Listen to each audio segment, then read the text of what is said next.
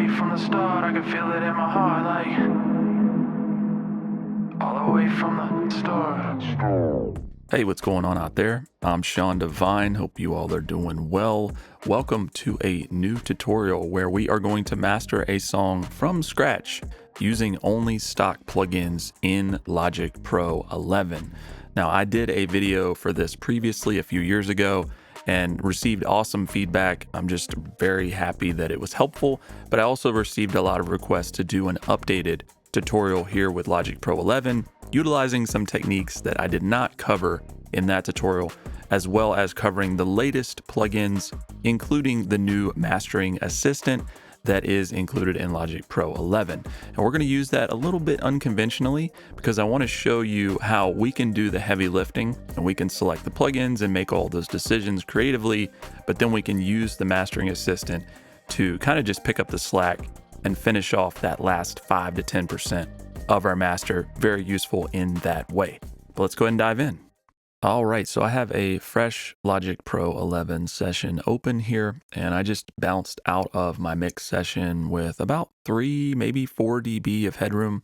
I recommend between 3 and 6 dB bouncing out of your mix and bringing it into mastering. That's a safe bet to give us enough headroom to work with. But the track is Catching a Vibe by Mike Resnick. Let's take a listen and we'll get started. Who am I? Just a guy, living life, writing raps on the side. Pretty chill, kinda shy, never loud, but I'm coming alive. When the beat drop, I'm kind of a different person, like there was a different version of me similar to when I'm sipping bourbon. Ain't nothing certain, so I gotta put the work in 9 to 5, but I'm certain that for me there is a bigger purpose. But I get nervous, I play it cool on the surface, but underneath it I'm hurting. That's our mix. All right, so let's get started. What are we gonna start with? How about I show you how to set up a stereo bus compressor, kind of in the vein of, say, like an SSL bus compressor or even the Shadow Hills compressor, some of these higher end mastering compressors. If you don't have access to one of them, it's okay. We're using stock plugins today, and we can actually set up something somewhat similar with the stock compressor in Logic Pro 11. What I'm going to suggest is going over to this Vintage Opto. You could use, like a Vintage VCA. That's more of an SSL style. I've just found personally using this Vintage Opto mode in the compressor in Logic gives me the results for, a stereo bus comp that I want. So what we're going to do, very important, is just set this ratio very low. Like we'll probably do this 1.4 to 1. Somewhere from 1.4 to 2 is where you want to set this. I'm also going to slow down the attack time, and we're going to turn on auto gain, and then we'll just slowly bring up the threshold. So let's go here to a part with a little bit more heavy drums. Planted up on your back, that's part of the reason I rap. The shit is therapy, I let it out and leave it on wax. I'm a believer in fact, underachiever, and that's the only way to clear my mind with all the demons and back. Damn, I'm trying to keep it light and all, but my head's pounding from drowning in last night's alcohol. Popping Tylenol to fight it off, supposed to write a song, might just have to call the night alone. Now, before some of you jump out at me and say you're adjusting the release time, but the auto is set, so that's not doing anything. That's not true. You should read the manual on the compressor if you really want to dive into that. But I just slowed it down just a little bit with the auto option on. And we also slowed down the attack time. Now, if we turn it off and turn it back on, you're going to notice that we get this subtle lift and we get that glue that we would get from some of these high-end stereo bus compressors. Planted up on your back, that's part of the reason I rap. The shit is therapy, I let it out and leave it on wax. I'm a believer in fact, underachiever, and that's the only way to clear my mind with all the demons and back. Damn, I'm trying to keep it light and all, but my head's pounding from drowning in last night's alcohol. Depending on the song, the amount of compression you're going to use on a stereo bus comp in this style is going to vary a little bit, but I generally keep it below 5 to 4 dB of reduction on any stereo bus compressor. I want to use it very lightly, and in this case, we're just going to do, maybe 1 or 2 dB of reduction. Taking it a step further, if we click on the sidechain menu here, we are able to have a sidechain filter section, which is going to be very useful for utilizing the compressor in this purpose on your mix bus. So what we can do is just set the mode to high pass and then click listen. This is going to make it easier to monitor what we're actually compressing. And we just want to filter out the extreme low end because I don't want that low end to trigger the compressor and really just give us more gain reduction than we need. So I'm going to adjust this and put it at somewhere between 100, 120, something like that. Planted up on your back, that's part of the reason I rap. The shit is therapy, I let it out and leave it on wax. I'm a believer in fact, underachiever, and that's the only way to clear my mind with all the demons and back. Damn, I'm trying to keep it light and all, but my head's pounding. You'll notice if I turn that off, we're going to get more gain reduction because of that low end coming through. Planted up on your back, that's part of the reason I rap. The shit is therapy, I let it out and leave it on wax. I'm a believer in fact, underachiever, and that's the only way to clear my mind with all the demons and back. Damn. Subtle difference, however, depending on the mix, that's going to be very helpful to keep that low end from over triggering your stereo bus compressor. Now let's do some deductive EQ, and we are not going to use the channel EQ for this. Do not confuse the channel EQ in Logic with the linear phase EQ. They are two completely different beasts, and when you get to mastering, even when I'm doing deductive EQ,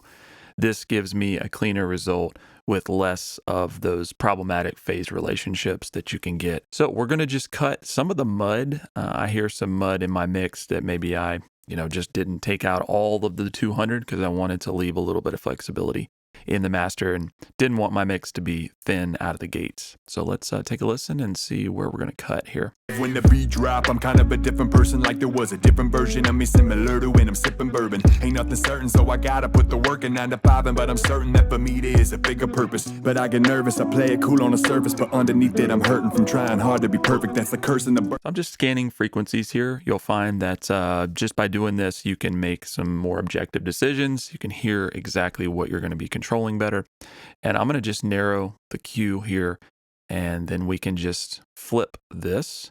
And we're going to take out some of that 250. Let's just do maybe, 2.5 dB, nothing too crazy.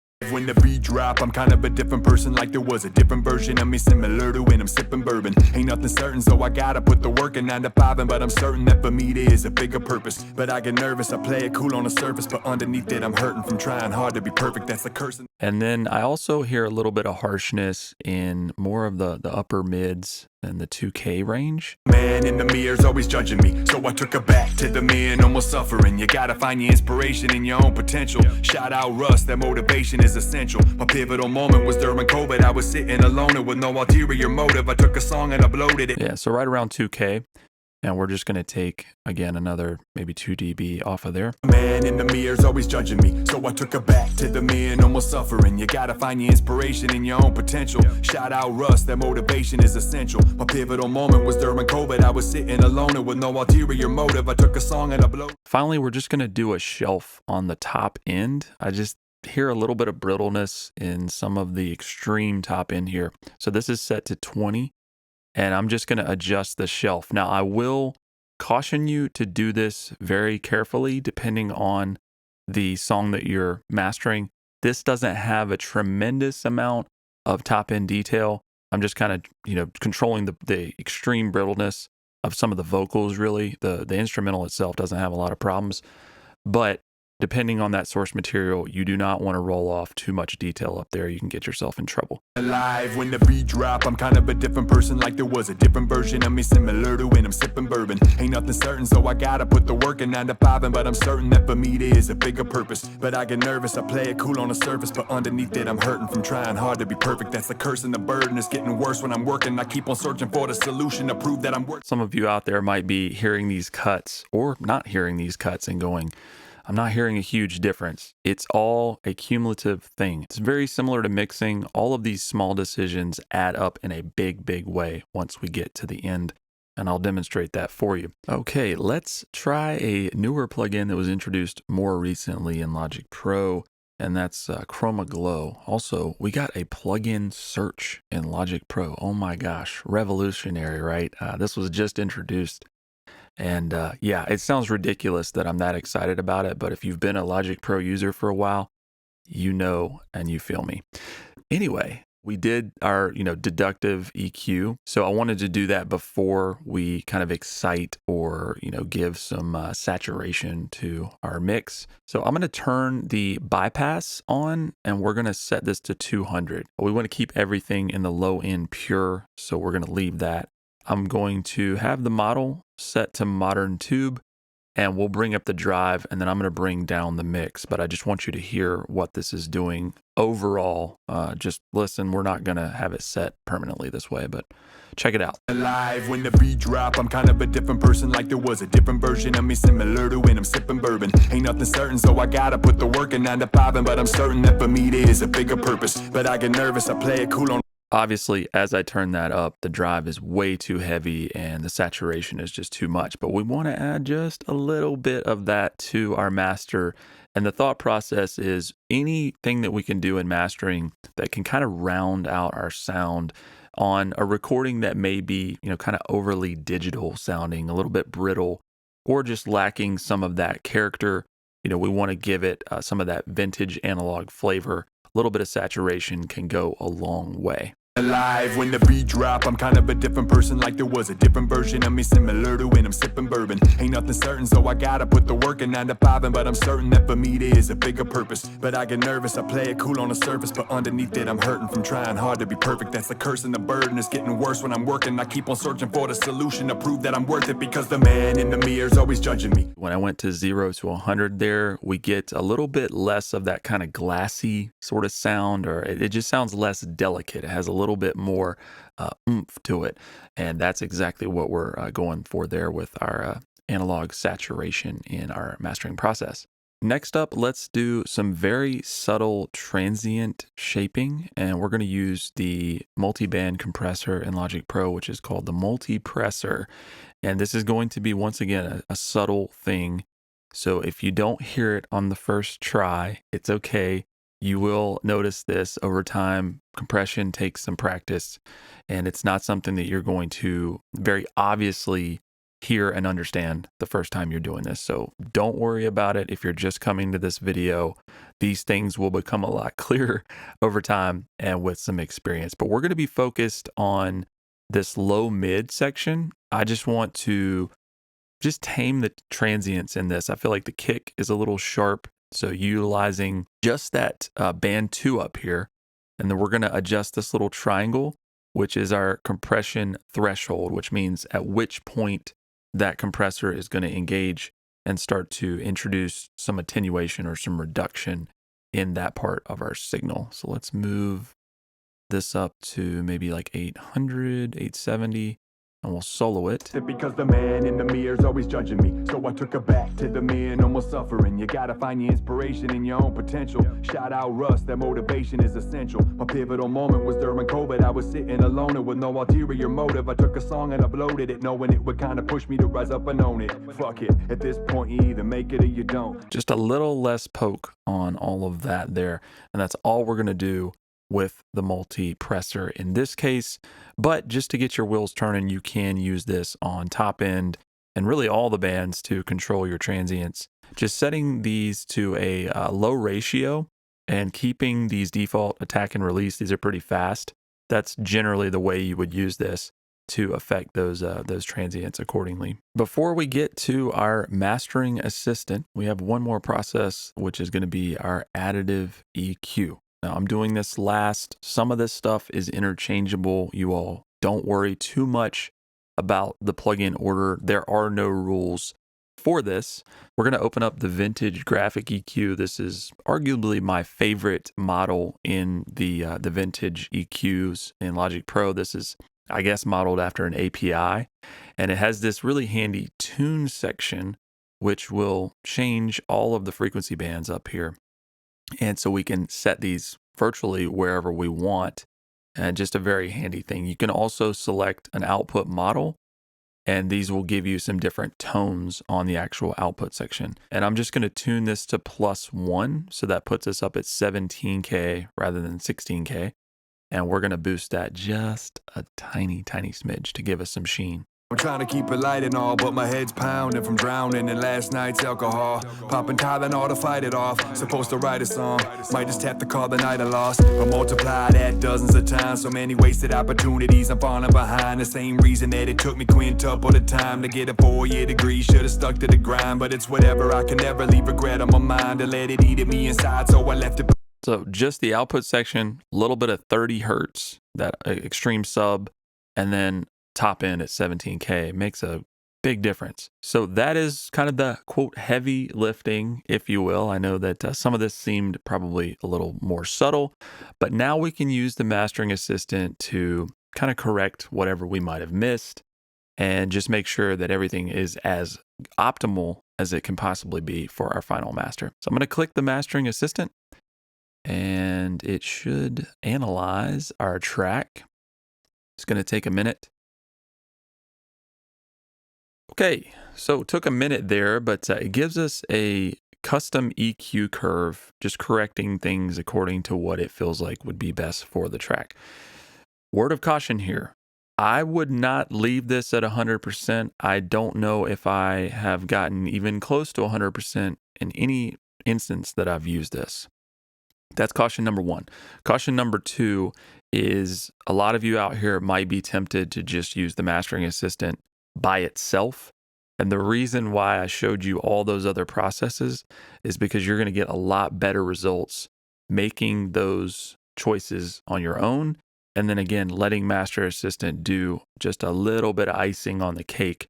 But if you're just relying on this purely for mastering, you're going to notice that it's good for, taking things out to the car if you just want to have a little quick, thing on it to be competitive in terms of loudness.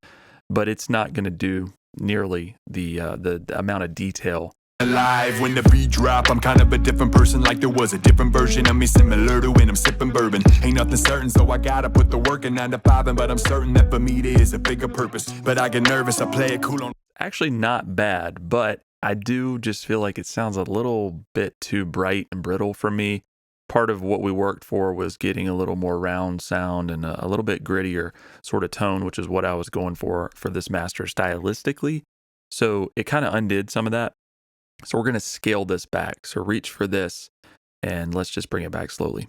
Alive when the beat drop, I'm kind of a different person, like there was a different version of me similar to when I'm sipping bourbon. Ain't nothing certain, so I gotta put the work in 9 to 5, but I'm certain that for me there is a bigger purpose. But I get nervous, I play it cool on the surface, but underneath it I'm hurting from trying hard to be perfect. That's the curse and the burden. It's getting worse when I'm working. I keep on searching for the solution to prove that I'm worth it, because right around 33%, it cleans out a little bit more of that low mud, but we're not getting so much of that top end harshness, which that's a good middle ground for us.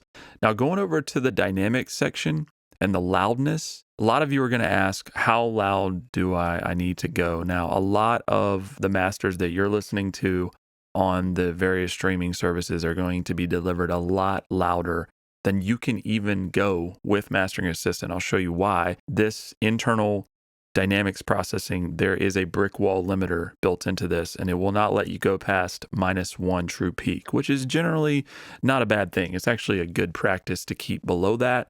But just know that the masters, the commercial masters that you're hearing out here, they're being delivered at like +2 above 0 true peak sometimes. So that's already like a 3 dB discrepancy.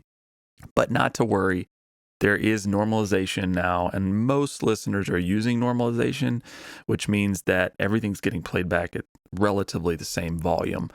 So my recommendation is generally if you can land somewhere between -8, -11 in there, that's still going to be competitive, but you're not going to, kind of wreck your dynamics, or it's not going to be too quiet in that sense. So we're going to hit start. And we're going to keep an eye on the I in LUFS. That stands for integrated. And LUFS integrated is a measurement that measures from the time we press play to the time we press stop, or if we choose to measure the entire song. That's our integrated measurement. If you have questions about LUFS and all that, I'll put some videos that you can check out to dive deeper, but I'm going to adjust this accordingly. On your back, that's part of the reason I rap. The shit is therapy, I let it out and leave it on wax. I'm a believer in fact, underachiever, and that's the only way to clear my mind with all the demons and back. Damn. I'm trying to keep it light and all, but my head's pounding from drowning. Minus 10, minus 11 sounds good to me. Now, a lot of you are going to be tempted when you're doing this to just crank this. That is the biggest mistake you could possibly make in mastering, especially after we just did all this work.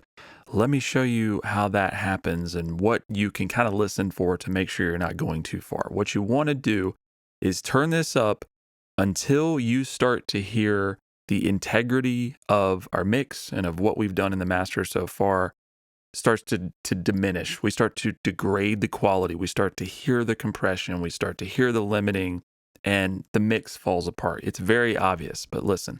On your back, that's part of the reason I rap. The shit is therapy, I let it out and leave it on wax. I'm a believer in fact, underachiever, and that's the only way to clear my mind with all the demons and back. I could start to hear that sort of negative degradation start to happen somewhere in here at like 0.5 already. And as we go more than that, it's just wrecking things. So go there and then start dialing it back. On your back, that's part of the reason I rap. The shit is therapy, I let it out and leave it on wax. I'm a believer in fact, underachiever, and that's the only way to clear my mind with all the demons and back. Damn, I'm trying to keep it light and all, but my... Sounds good to me. Now, Excite, we are not going to do that because we already did some high-end boosting and some of the processes that Excite does. That's what we did. We added saturation.